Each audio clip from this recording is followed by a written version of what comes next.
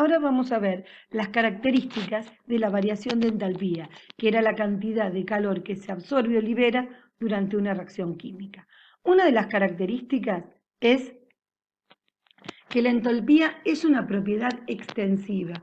Esto indica que depende de la cantidad. Por ejemplo, cuando uno tiene esta ecuación y dice que el mol de hidrógeno más medio mol de oxígeno dan un mol de agua gaseosa, tiene una cantidad de calor que se absorbe, que se libera, porque es una reacción donde se consume oxígeno, que se libera calor. Ahora bien, si uno multiplica toda esta ecuación por 2, me da que 2 moles de hidrógeno con 1 mol de oxígeno dan 2 moles de agua. Y la cantidad de calor que interviene acá es 2 veces la cantidad de calor que interviene en la reacción escrita de este modo. Por lo tanto, como vemos que la entalpía, la variación de entalpía, es una propiedad extensiva. Otra característica es que la cantidad de calor que interviene en una reacción se puede escribir con su delta H asociado o no dentro de la misma ecuación. Acá está fuera de la ecuación el delta H. Ahora vamos a ver. Como dije recién, en esta ecuación tenemos el valor del delta H es menos 241 kilojoules, 41,8 kilojoules por mol de agua obtenida. Si yo quisiera escribir esa cantidad de calor que interviene, como el delta H es negativo, me está indicando que la reacción libera calor. Por lo tanto, los reactivos se transforman en producto más una cantidad de calor, que esa cantidad de calor, como es por mol de agua, cuando lo coloco en una ecuación donde tengo 2 moles de agua, multiplico por 2. Y por lo tanto, mol con mol se va y me deja dicho que eso es la cantidad de calor que interviene en esta reacción. Y uno escribe los reactivos, flecha, productos, más la cantidad de calor. O sea, si el delta H es negativo, cuando uno coloca el calor en la ecuación, va sumando. Obviamente, si lo quisiera colocar del lado de los reactivos, lo voy a poner restando, porque esto es como si fuera un igual. Ahora bien, entonces, si el delta H es negativo, se coloca positivo del lado de los productos o negativo del lado de los reactivos, multiplicando por la cantidad de moles de acuerdo al valor de delta H que se hubiera dicho.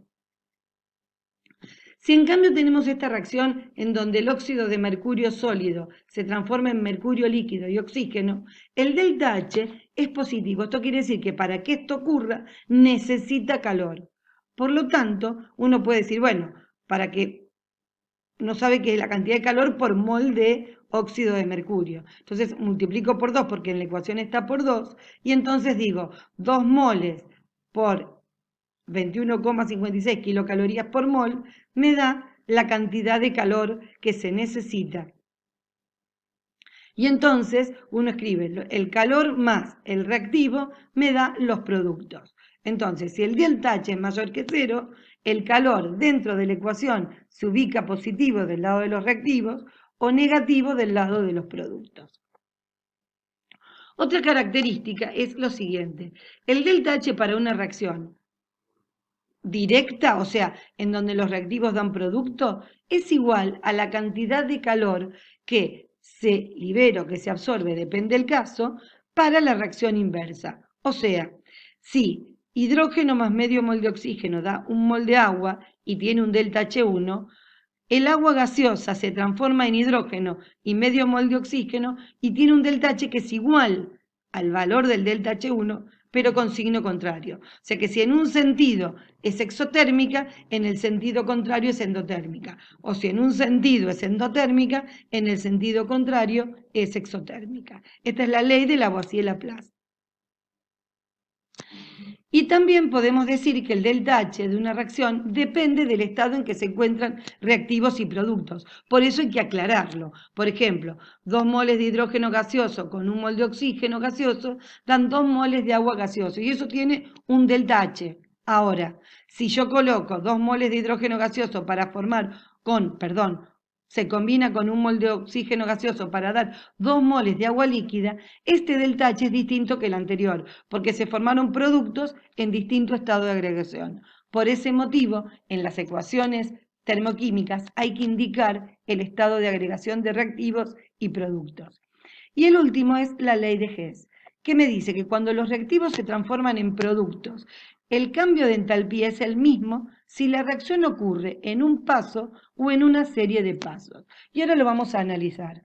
Por ejemplo, el metano gaseoso se combina con 2 moles de oxígeno para dar 1 mol de dióxido de carbono y 2 moles de agua líquida. Y este es el delta H que interviene. Ahora bien, esta reacción yo la puedo obtener a través de la siguiente reacción. Hacer reaccionar el metano con oxígeno para formar monóxido de carbono y agua. Y va a tener un delta H. Y luego, el monóxido de carbono reacciona con oxígeno para formar dióxido de carbono. Y tiene otro delta H. Si yo sumo estas dos reacciones, me da todo lo que está de un lado de la flecha, se escribe del mismo lado. O sea, metano, más 3 medios de mol de oxígeno, más monóxido de carbono, más medio mol de oxígeno, me dan monóxido de carbono, más 2 de agua, más dióxido de carbono. Obviamente, el monóxido de carbono está a cada lado de la igualdad, se simplifica y me queda la ecuación. Metano más 3 medios más 1 medio son 2 medios, o sea, 4 medios, o sea, 2 moles de oxígeno. Y me dan 2 de agua más 1 de dióxido de carbono. El delta H de esta reacción, que es el delta H de la primera, es igual al delta H2 más el delta H3. La reacción primera la vimos que ocurrió en 2 etapas, o podría ocurrir en una sola etapa. Sea que ocurra en una o en 2 etapas, el delta H, como es una función de estado, no hay ningún inconveniente, se puede calcular de cualquiera de las dos formas. O sea, si yo no tengo el delta H de esta reacción, pero conozco los delta H de estas y las sumo convenientemente, me dice que esta ecuación más esta me da el delta H de la siguiente. Esto es la ley de Hess. De todas las características que vimos hasta ahora está la ley de Lavoisier-Laplace que me dice si la reacción en un sentido es exotérmica, en el sentido contrario es endotérmica y con el mismo valor absoluto, y la ley de Hess que me dice si la reacción ocurre en una o en varias etapas, el delta H es el mismo. Ahora vamos a ver qué es la entalpía estándar de formación y se representa delta H de formación cerito. ¿Por qué ese cerito arriba? Es la cantidad de calor que se libera o absorbe, puede ser positivo o negativo, cuando se forma un mol de un producto a partir de las sustancias simples en el estado más estable en las condiciones estándar. ¿Y cuáles son las condiciones estándar? Son 25 grados centígrados y una atmósfera. Entonces, si yo quiero obtener dióxido de carbono, el delta H de formación cerito es carbono sólido más oxígeno gaseoso, me dan dióxido de carbono. O si quiero obtener agua líquida es hidrógeno gaseoso más medio mol de oxígeno gaseoso.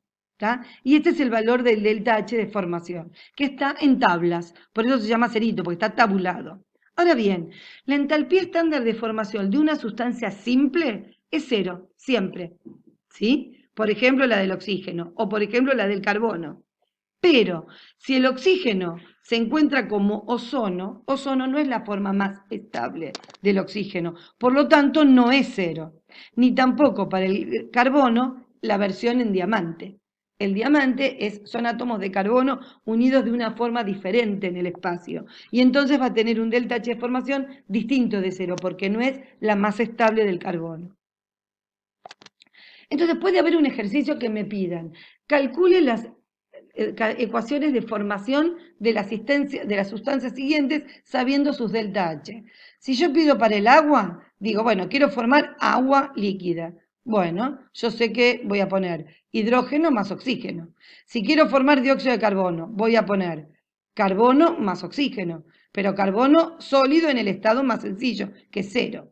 Entonces, como el delta H va a ser la energía de los productos menos la de los reactivos, como estos valen cero, la energía del producto es este valor directamente. Y si quiero obtener sulfuro de hidrógeno, a partir de las sustancias simples, son la sustancia simple hidrógeno, que es de A2, la sustancia simple azufre, que a temperatura ambiente es un sólido, y la sustancia simple oxígeno, que también va de a 2. Lo sumo y el producto me va a dar por mol. Entonces, el delta H de formación es la cantidad de calor que se absorbe o libera, siendo positivo o negativo, por mol de producto, por mol de esto que obtuve. Por eso se llama cerito, de entalpía de formación estándar. Ahora me dice, dada la siguiente reacción, que el carbonato de calcio sólido se transforma en monóxido de calcio y dióxido de carbono, tiene este delta H. Si a mí me dice, escriba la ecuación incluyendo el calor dentro de la misma. Esta reacción tiene una entalpía positiva. Por lo tanto, si lo quiero colocar en la ecuación, lo tengo que poner del lado de los reactivos. ¿Ven? Y si a mí me preguntan qué cantidad de calor se absorbe cuando se descomponen 350 gramos de carbonato de calcio, yo veo por la ecuación que por cada mol de carbonato de calcio se necesitan 178,1 kilojoules. Por lo tanto, voy a decir, si cada 100 gramos, que es la masa molar del carbonato, necesito 171,8 kilojoules para 350 gramos, X.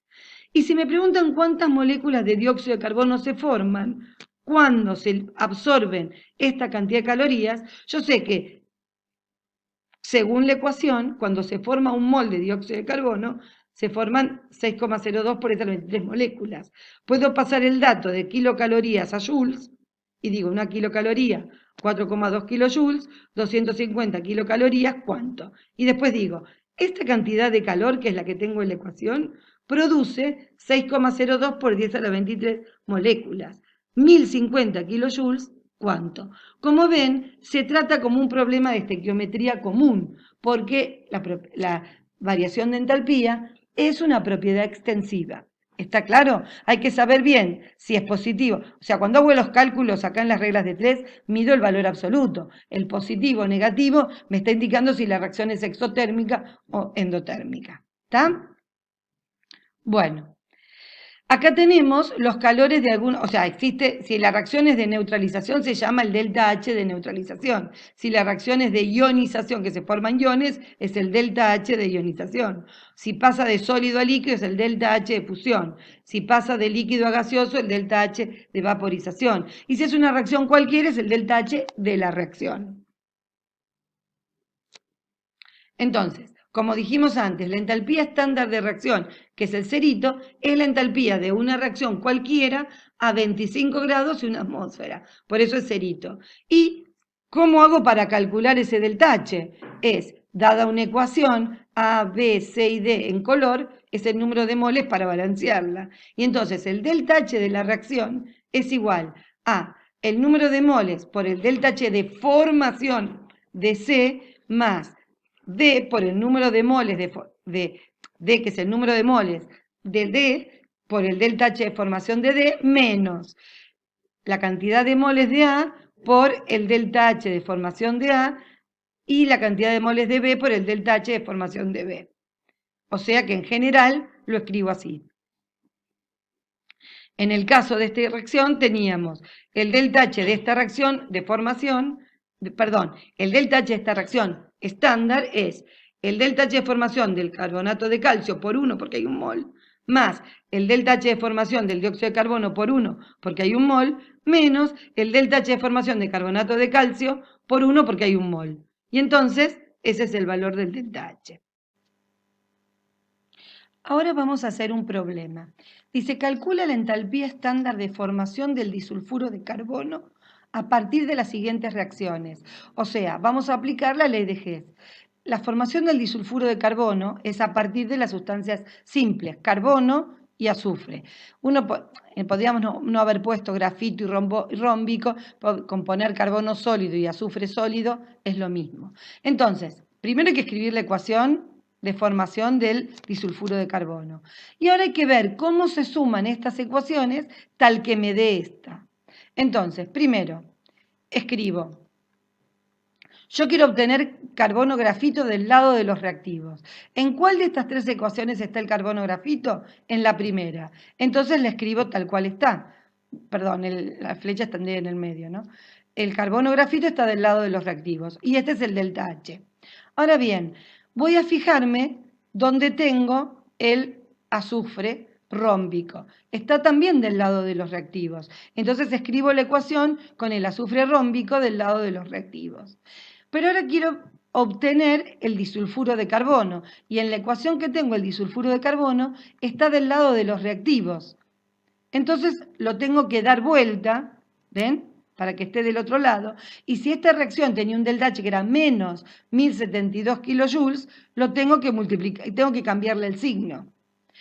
Pero en la ecuación necesitaba 2 moles de azufre. Por lo tanto, a la ecuación original la tengo que multiplicar por 2 para que me quede la cantidad de calor que necesito por el doble de moléculas de azufre rómbico que necesito. Lo que hago ahora es sumar miembro a miembro. Y entonces tengo oxígeno, 1 mol de oxígeno y 2 moles de oxígeno se van con los 3 moles de oxígeno. Y después tengo que el dióxido de carbono lo tengo acá y lo tengo acá, y el dióxido de azufre lo tengo acá y lo tengo acá. Están a igualdad, a cada lado de la igualdad. Por lo tanto, ¿qué me queda? Carbono grafito más 2 de azufre rómbico que me dan disulfuro de carbono. El delta H de esta reacción va a ser este delta H más 2 veces el otro, más, con su signo por supuesto, más el otro delta H. O sea que el delta H de la reacción es 86,3 kilojoules. Y es positivo, o sea que es una reacción endotérmica. Entonces acá se aplicó la ley de Hess y la ley de Lavoisier-Laplace, que era dando vuelta a la ecuación.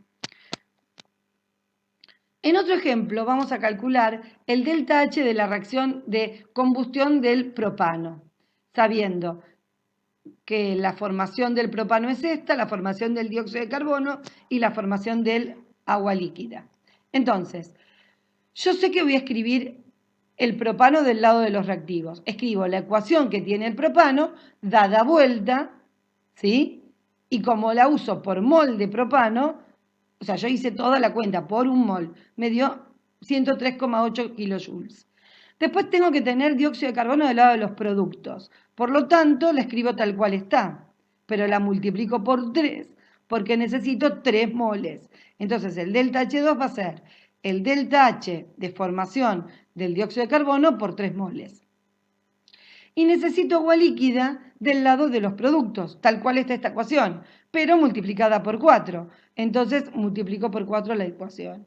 Sumo miembro a miembro y ¿qué tengo? Que simplifico el carbono grafito de cada lado de la igualdad y el hidrógeno de cada lado de la igualdad. Por lo tanto, me queda propano más 3 más 2, 5 moles de oxígeno, que me dan 3 de dióxido de carbono y 4 de agua.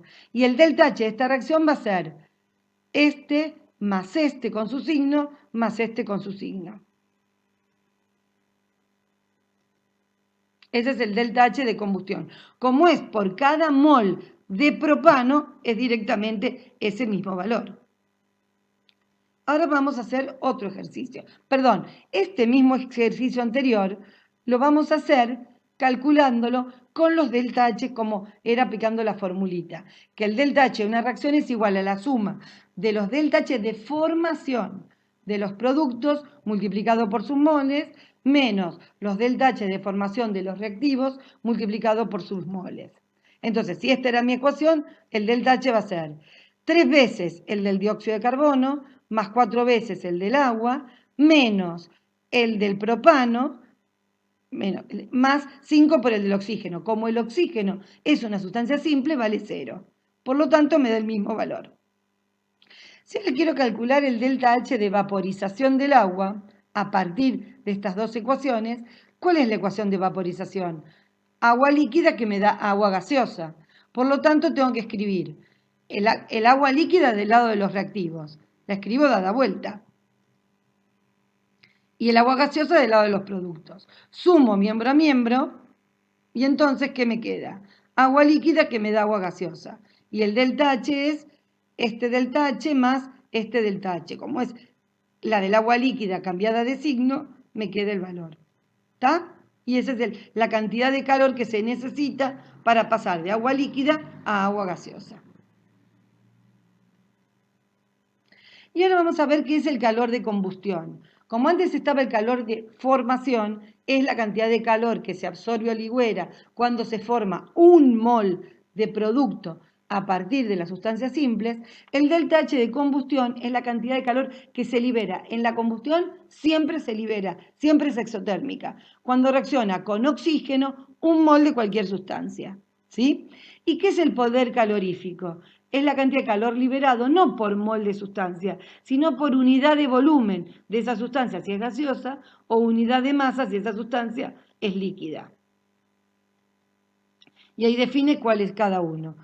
El poder calorífico superior resulta de la combustión completa de una sustancia donde el agua que se forma está en estado líquido. Y el poder calorífico inferior es cuando se forma, es la cantidad de calor de una reacción de combustión, pero cuando el agua formada está en estado gaseoso. ¿Sí? Con esto damos por terminado y poder resolver un ejercicio. Me dice, el benceno se quema en presencia de oxígeno, dando dióxido de carbono y agua. Calcular la cantidad de calor que se libera por mol de oxígeno de benceno quemado. Yo podría aplicar la formulita con los delta H de formación. Y entonces me da que el delta H de reacción es este. Pero el delta H de esta reacción es para 2 moles de benceno. El calor de combustión es por mol de benceno. Por lo tanto, uno tiene que decir que, como tengo 2 moles, tengo que dividir por mol, y esta es la cantidad de calor que se libera por mol de benceno. ¿Sí? Ese es el calor de combustión. Como el calor de formación es por mol de producto que se forma, el calor de combustión es por mol de reactivo que se quema.